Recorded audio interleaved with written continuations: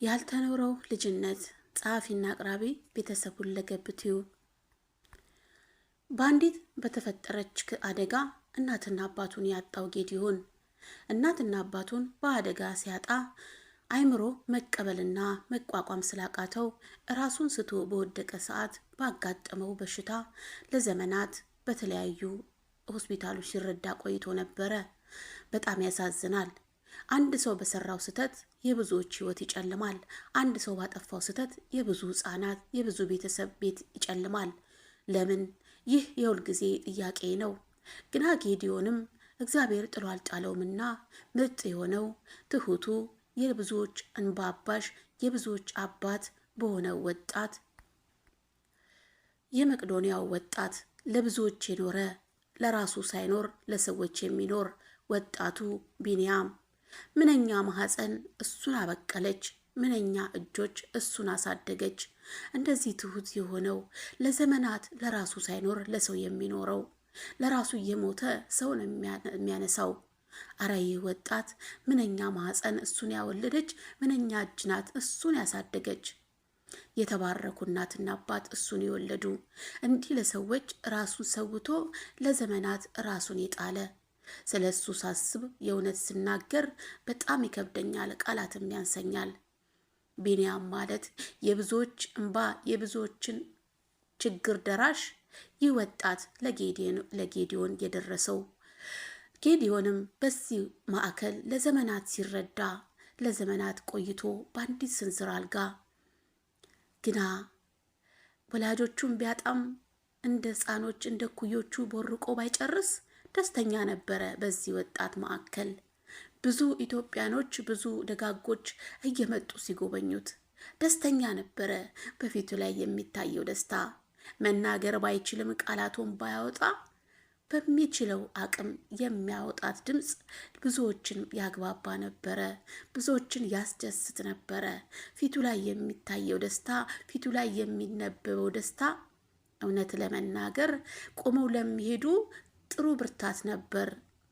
ጌዲ የወጣትነት እድሜውን በአንዲት ስንዝር አልጋ ለዘመናት ቢያሳልፍም ግን ደስተኛ ነበረ።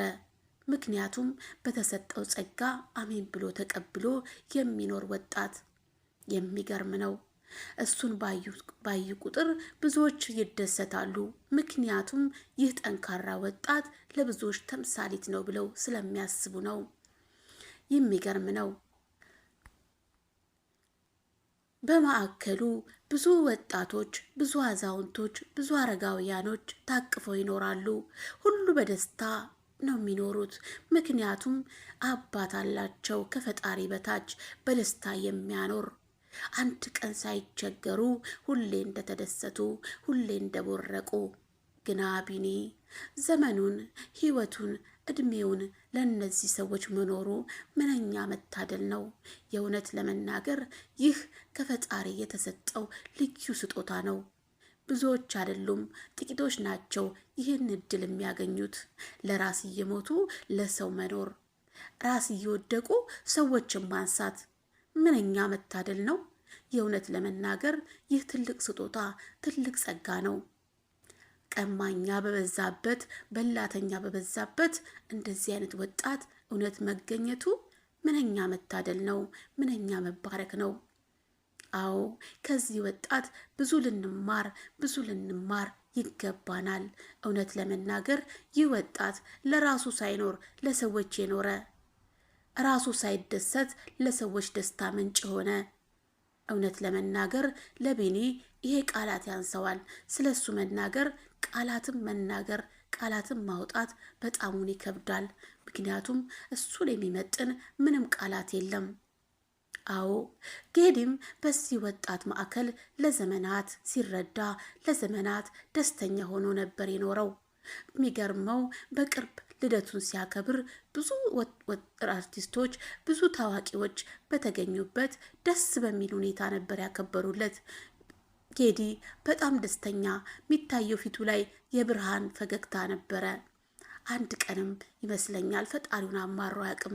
ምክንያቱም ያቺ አጋጣሚና ክስተት ፈጣሪ ለበጎ ነው ብሎ የተቀበላት ቀን ነበረ። እውነት ነው። ብዙዎቻችን በሚደርስብን በተለያዩ ህይወት አጋጣሚ እናማረራለን።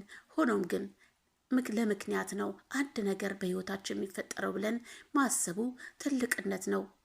አዎ ጌዲዮንም ለዘመናት ይህንን ተቀብሎ ሲኖር ቆይቶ ነበረ። በተለያዩ አጋጣሚዎችም ሲያመው የተለያዩ ሕክምናዎችን የተለያዩ እንክብካቤዎችን ሲደረግለት ቆይቶ ነበረ። ሆኖም ግን የማይቀረው ሞት መጣና በድንገት ዳግም ላናገኘው አሸለበ አሉኝ። ከባድ መርዶ ነበር። በዛ በማዕከል የተሰማው ዜና ግን ምን ይደረጋል፣ አይቀርም ሞትና ዳግም ላይመለስ ዳግም ላይነሳ አሸለበ አሉኝ። ያ ወጣቱ ጀግና ዘመኑን የወጣትነቱን ጊዜ ሳይቦርቅ ሳይጫወት እንደ ወጣቶች ሳይሰራ እንደ ወጣቶች እንደ ልቡ ሳይንቀሳቀስ ግና ለዘመናት ደስተኛ ሆኖ የኖረው ወጣት ዳግም ላይመለስ ወደ አባቱ ሄደ። በአባቱ ቀኝ በዙፋኑ ሊቀመጥ ልክ እንደ እናትና አባቱ ዳግም ላይመለስ ሄደ አሸለበ። በጣም ያሳዝናል። ሐዘኑን ስንሰማ ሁላችንም ብናዝንም ሆኖም ግን አይቀሬ ሞት ነውና ሁሉም ወደዛው ነው። ዘመናት ብንኖር ዓለማትን ብንጨብጥ ቤትም ብንሽከረከር የማትቀረው ሞት ትመጣለችና አዘንን። ሁላችን አነባን፣ አለቀስን። ግና ነፍሱ በሰላም ትረፍ ብለን ሸኝተነዋል። ጌዲ ለዘመናት በሁሉም ልብ ውስጥ ኖረሃል። አሁንም እስከ ዘላለም በብዙዎች ልብ ውስጥ ትኖራለህ። አንተ ፍልቅልቁ ጌዲዮን ወጣቱ፣ ነፍስህ ፈጣሪ በሰላም ያሳርፈው። በቅዱሳኑ ስፍራ ነፍስህ ተረፍ።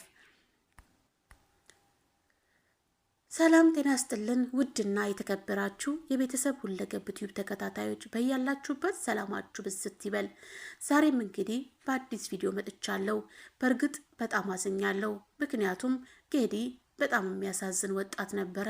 ለዘመናት እንደ ወጣቶች ራሱን ሳይኖር የኖረ ሆኖም ግን ደስተኛ ሆኖ በብዙዎች ደስታ በብዙዎች ዓለም በቅፉ ያኖረ በጣም ደስተኛ የሆነ ወጣት ነበረ። በጣም ይገርማል።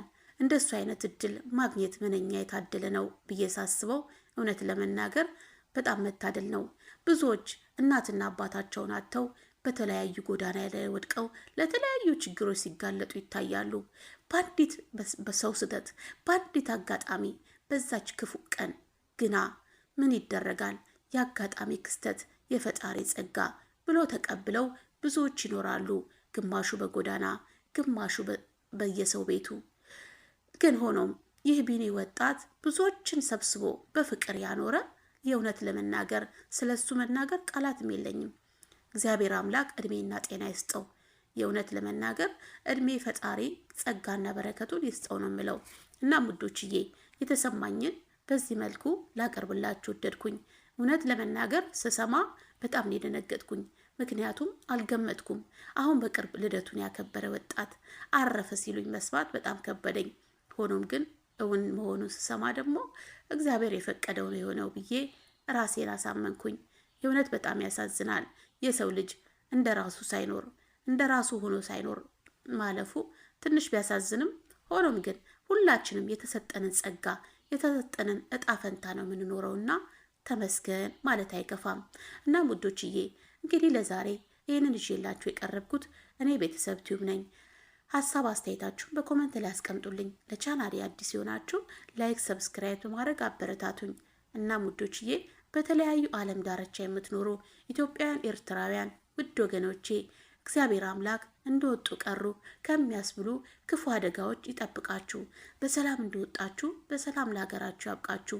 በሰላም እንደወጣችሁ በሰላም ለቤተሰቦቻችሁ በፍቅር ያስገባችሁ። ያልወለዳችሁ ውለዱ፣ ያላገባችሁ አግቡ። ያገባችሁ ትዳራችሁ ይስመር፣ የወለዳችሁ ይደጉላችሁ፣ በእነሱ ወግ ማድረግ ያሳያችሁ ብዬ ለዛሬ እችን ልመርቃችሁን የመጣሁትኝ።